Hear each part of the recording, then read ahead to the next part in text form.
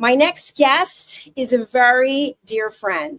He was in the UK, in London, for a long time, and he's now in the States.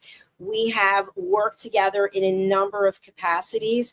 He's the principal and founder of the British School of Excellence. He has had so many prominent, prestigious people walk through his doors, and they have graced our stage as well. His name is Philip Sykes, and Philip is really the master entrepreneur. He has been able to take something that could seem so esoteric to people, which is etiquette and manners, and actually normalize it so that we understand that we as humans have a responsibility to show up and treat people with kindness, with graciousness, and with respect. He is really cutting edge when it comes to understanding emotional intelligence and how we can apply it to our business as well as to our personal lives. Let's hear from him directly. Mr. Philip Sykes, welcome to the program. What a joy to be with you, Dr. Jacqueline. It's been too long since we were on stage together, so to speak. And thank you for such a wonderful introduction. I hope you're not freezing too much in your neck of the woods. Well, you might not have heard, but my apartment was flooded again last night. So we have no heat. I've got industrial heaters. But you know what? The show must go on, Philip. So I am here. And you are in nice, warm Florida where I moved from. How is it there? Actually, not that warm. It's been around as people use the term in degrees Fahrenheit here, been sitting in the mornings around 45, 50, and then some days warming up to about 65. But hopefully today will go a bit higher than that. Otherwise, we're in for a cool week, believe it or not, for North Florida. Well, make sure the dogs get their sweaters. That's always a big, important thing that people have. So, Philip, I'm so glad that you could take time out of your schedule, especially on a Sunday, to come and join us. I'd love for you to share with people about the work that you're doing. You have the British School of Excellence, where you've got so many programs and workshops. You've got something special going on in London, and you also have a beautiful podcast platform. Can you tell people more about who you are and how you can help them? Wonderful. Thank you for the opportunity. Well, it gives me great honor to be on this incredible platform, especially to share the 4th reunion and the anniversary around this incredible platform. And again, I have to pay you huge compliments, Dr. Jacqueline, on your resilience, persistence, and not giving up on any level. I know it has not been straightforward. As for the British School of Etiquette, now the British School of Excellence, we've had an interesting journey. It's had some very strong highs and some very challenging times. And as you say, the show must go on. And that is what life is about. You know, every day that we get given is the first day of our lives, if you think about it. And at the British School of Excellence, this is not about pontificating or giving you areas to be proper, blah, blah, blah, nonsense, hot potato in the mouth. This is what we call core life skills. And it's quite an interesting factor. Over the last year, we've been really trying to pinpoint our direction, or more than the direction, is trying to pinpoint the clientele, the base of the people who want to walk through our doors, and really find out what is their sense of urgency. Now, I know for all of us here, no one wants to walk in their shoes with a pebble between your shoe and your heel or the ball of your foot. You take the shoe off and you remove the pebble. It's frustrating. It's annoying to have a pebble in your shoe.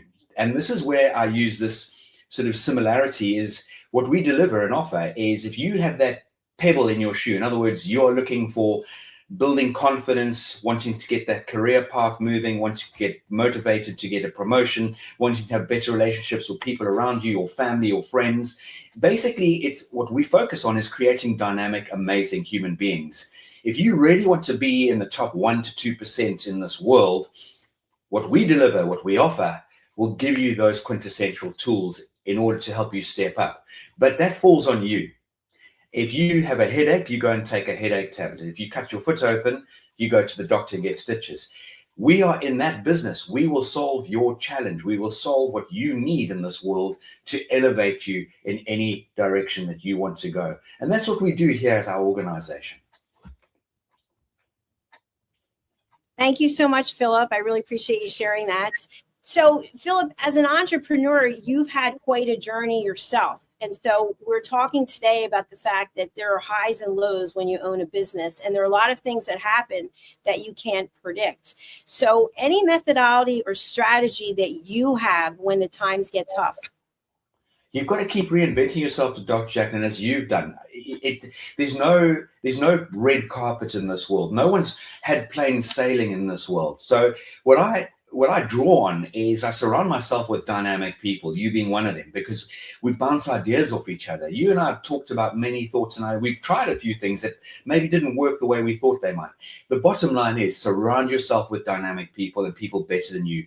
Have sounding boards, have mentors, have coaches. I take on a huge amount of personal coaching. I put a certain amount of money aside every year, which I can't pay up front. So I will pay it off over a tranche of time, but I make sure I get the best coaching I can possibly afford.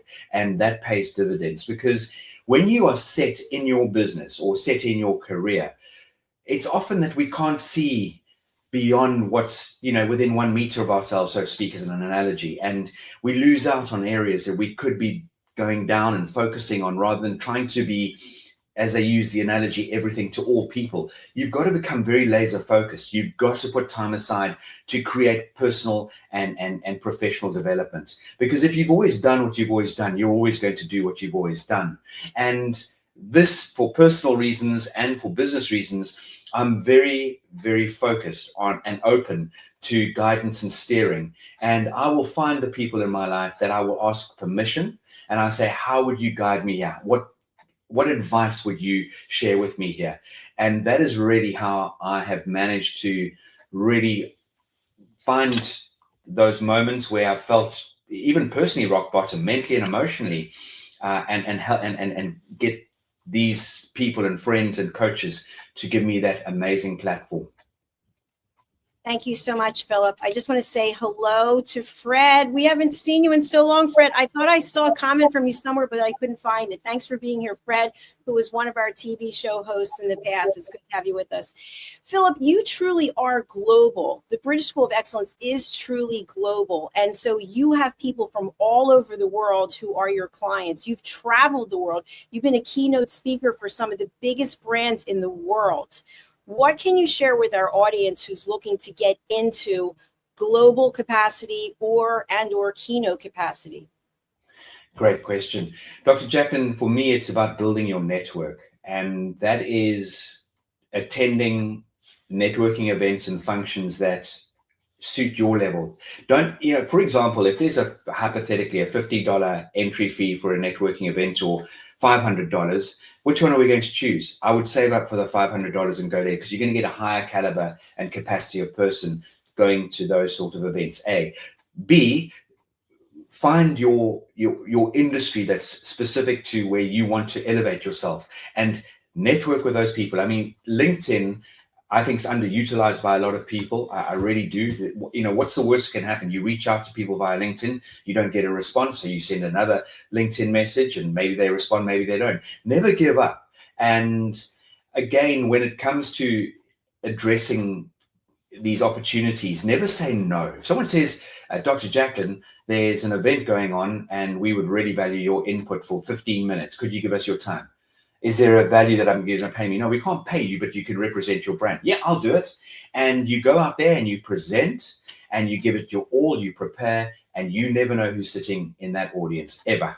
And that is where we have a fantastic phrase that you've been exposed to many times, Dr. Jacqueline. One person, one opportunity can change your life for the rest of your life. And that's because you showed up. That's because you made an effort. And the power of your network is your net worth. And this is something I'm really focused on. I try my best to keep in touch. I know, Dr. Jack, and you and I are sometimes moving ships in the dark, but we do make an effort to check in with each other, to drop in, for example. And that's the power of building your network and checking in with one another and finding out how you can help people and support people. And those are just a few tools that I would immediately share right this moment. Thank you, Philip. And we do have a comment from Mark Thomas. Hello. Thank you. Hello to you as well, Mark. Thanks for being here. Mark. Philip, a question that I have for you. I know you have a set amount of time to be here, so I think this is pretty important. We see all over the world things that are going on, maybe that have never gone on, or maybe not at this degree, and people are losing it. People are absolutely losing it on social media. People are turning to violence and anger. And so you actually teach people about emotional intelligence and showing up with grace and kindness. What can you share with people who are feeling so out of sorts and so angry about so many things, even here about the snowstorm that they're not going to be able to get out versus a lot of other things that are at another level? What can you share? Dr. Jacqueline, I truly believe that we are faced with a bigger pandemic than what COVID was. I know that for a fact. And that I put down to exposure to social media, to various news channels, to fake news. People are spending too much time attached to their devices. It's become a drug. It's become something they hanker after. They wake up first thing in the morning, and what do? They go to their phones. They're looking at their Insta, their Facebook, blah, blah, blah. It's all good and well to give this guidance and advice. Everyone's got a different rhythm and drumbeat to how they face the day. But it's up to us to put a structure and a strategy in place in order to develop our day, that we get not as affected, so to speak, by all this noise coming at us in every single direction. Right now, our concentration span is, if we're lucky, between 8 to 10 seconds.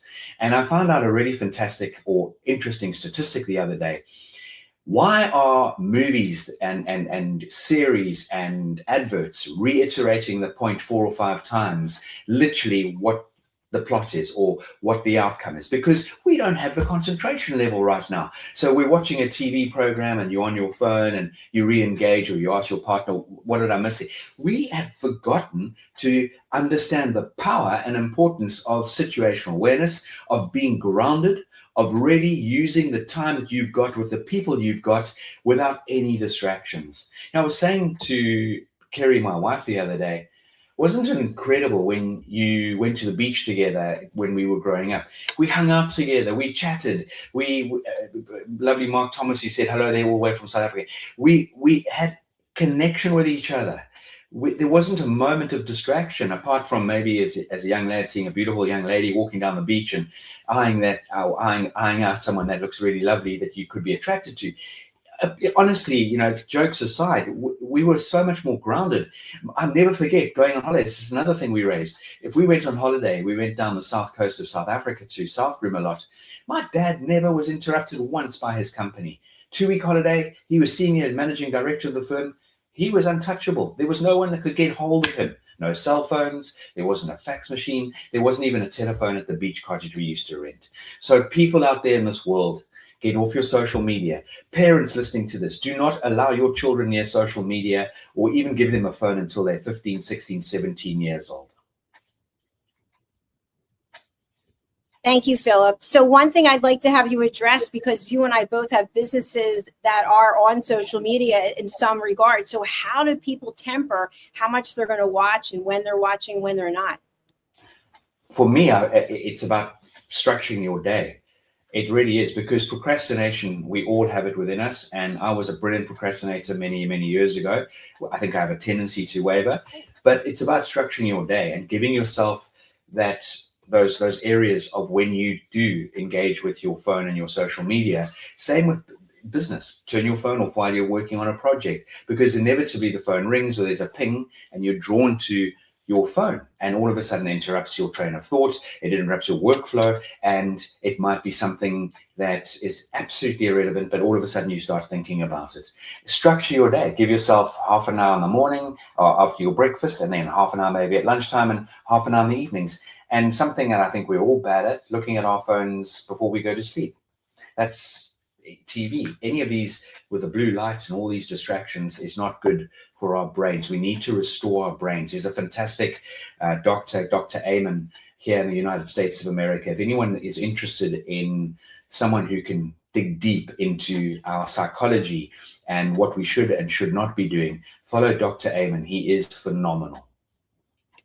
Brilliant. Thank you, Philip. I want to, in our last few minutes, I want to talk about the incredible work that you do and the Train the Trainer programs and also the London experience. Can you tell our audience a little bit about these and how they can get involved? And then we'll bring up your website.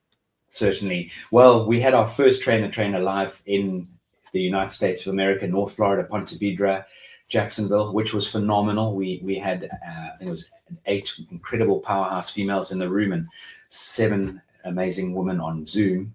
The Train the Trainer is not just a course to train people to be trainers. The Train the Trainer would be life-changing for anybody who wants to elevate their world, their lives.